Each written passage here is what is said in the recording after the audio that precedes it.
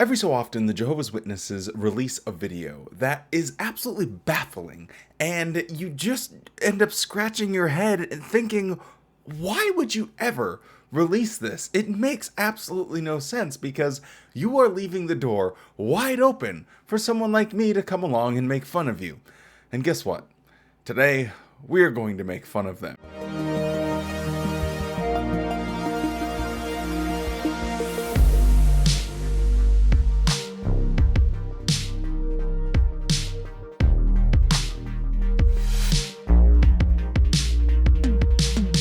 Hello and welcome back to the JW Thoughts channel. My name is Wally and today we are looking at a new video that's a branch report from the Congo that Watchtower just released a couple of days ago, and I found it absolutely fascinating. Before we get into it, don't forget to drop a like on this video as it helps it get out to more people on YouTube, gets the message out there, and I greatly appreciate it. With all of that being said, let's do this. Congo is certainly not among the most popular travel destinations for tourists around the world, but it is definitely a preaching paradise. As you can imagine, in a country where internet connections are pretty unstable in urban areas and almost unavailable in more remote places, it was a tremendous challenge for the Friends to adapt to the alternative COVID-19 meeting and preaching methods. As most ex-Jehovah's Witnesses will be well aware of, the internet is absolutely killing the Watchtower organization. Jehovah's Witnesses can readily find information that contradicts the claims of Watchtower. They are able to do fact-checking. They have the encyclopedia in their pocket. They can, hey Google, they can ask Alexa, anything. And that is not good for Watchtower because they are the masters of hiding information, of only giving you part of the details of something, only giving you a partial quote. So the internet is absolutely killing Watchtower. So it's funny that when he's describing their version of a preaching paradise, it's in a country that doesn't have access to the internet. You don't need to be a genius to figure this out. The only time that they are able to pat themselves on the back and say, oh, boy, howdy, the preaching works really doing some good out there. It's in countries where they can't do any fact-checking, and therefore they are able to just lie right to people, and they accept it without any criticism or critique. So let's go back to the urban areas. Here, government-imposed COVID-19 restrictions had a great impact on thousands of our self-employed brothers and sisters who overnight were cut off their already meager sources of income. Our branch was authorized to provide about 3,000 tons of staple food for more than 200,000 beneficiaries. 113 disaster relief committees distributed this humanitarian aid in only 4 months. As food trucks pulled up at Kingdom Hall properties, and later hundreds of individuals left with care packages, many onlookers were deeply impressed. Now, I've already talked about this in previous videos, so I won't drone on it too long, but Watchtower patted themselves on the back for saying that we spent $12 million in humanitarian aid last year. And you sort of look sideways and ask the question, you only spent $12 million on humanitarian aid? And they never actually provided any receipts, which would suggest that it was a separate spending for their own property. So the big question is, you spent $12 million, but what percentage of that went to repairing and restoring kingdom halls and assembly halls and branch offices that you guys already own? Now, I bring that up just to say, I am extremely skeptical that they would have purchased these necessary food goods or anything at this branch or done any of this COVID-19 relief work. I would hazard a guess that when he says, well, we were authorized to distribute it, that's all they were doing. They were just telling random people, elders, to go and pick up food on their own dime and go deliver it to people.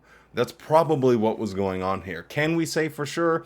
I don't really know. But when an organization as large as the Jehovah's Witnesses only spends $12 million, that's not a lot, because other organizations of a similar size get close to $1 billion in their humanitarian aid. So they are so far behind, it's actually laughable at what the Watchtower organization does in a practical, real-world sense for helping people. Once more, they realized how different Jehovah's organization is from all the other religious entities around them.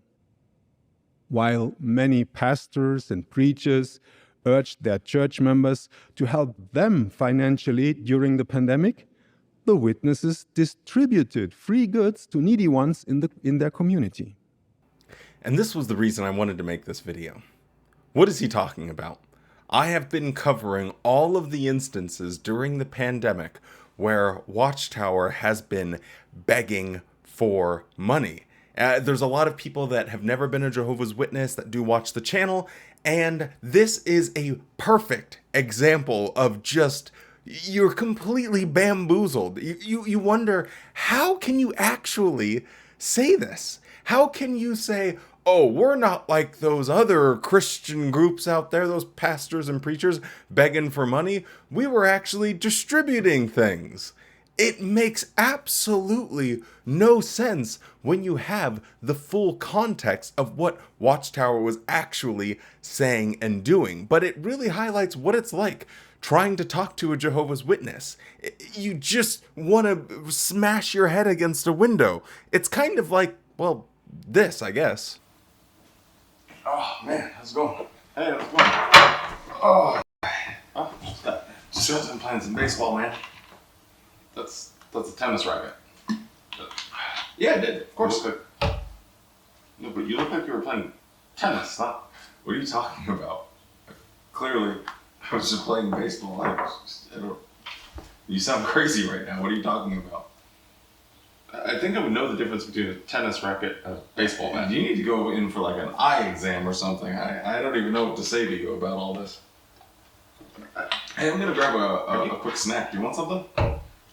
No, I already ate. It's fine. Wait, are you?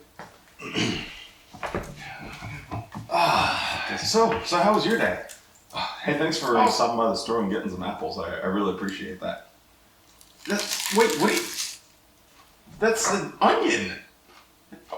I bought some apples in the fridge. An apple. What do you mean? What do you mean? It's an apple. No, it's not. It's an onion. Are you crazy? Have you lost your mind? What do you mean? I really don't even know what you're talking about. Why would I be eating an onion? You have to be a freaking psychopath to do that. Yeah, exactly. Like, first you say you're playing baseball with a tennis racket, now you're eating an onion? This is like a Seinfeld episode. I don't know what to believe. You're eating onions, you're spotting dimes. I don't know what the hell is going on. You're eating onions, spotting dimes? What is going on with you? You are acting so weird right now. Are you okay? Like, do you need to go to a doctor or a hospital or something? This is some sort of like TikTok. This is like some little TikTok prank or something. I'm not falling for it. I'm just going back to reading. I don't even know what is going on in your little noodle that would even make you think that. What is happening? Your hair is completely different now. What is going on? You are having some serious delusions right now. Like, I just came back from playing a little bit of baseball. I offered you a snack. Like, what is going on with you? You know what? That's it. I need to take you to the doctor or something. Because I don't even know what to say to you. This is so wild. I have undiagnosed mental illness, and I found a hat. Now, let me just play you a few clips of Watchtower begging for money during the pandemic, and I will let you be the judge. Is this consistent with what this man just said? While many pastors and preachers urged their church members to help them financially during the pandemic, the witnesses distributed free goods to needy ones in their community. The text reminds us of using our financial means to make friends with Jehovah and Jesus. And even though Jehovah owns everything, seeing us giving, making sacrifices, makes him happy. How do we use the material things of this world to make friends with Jehovah and Jesus?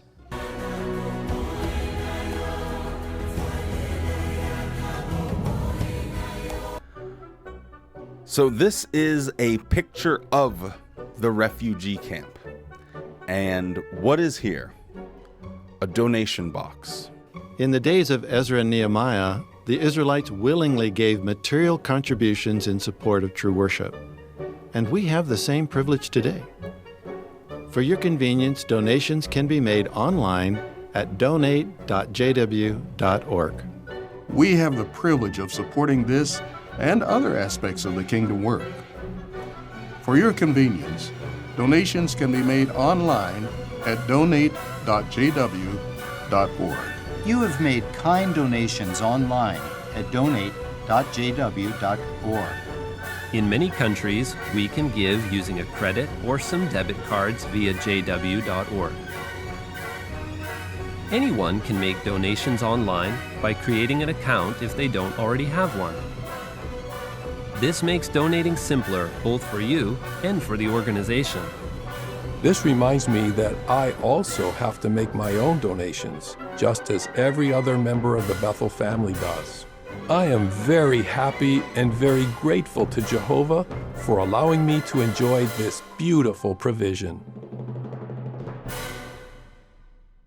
Yes, it's actually laughable for Watchtower to try and say that, oh, these false Christians are begging for money during the pandemic, but we were actually distributing free goods.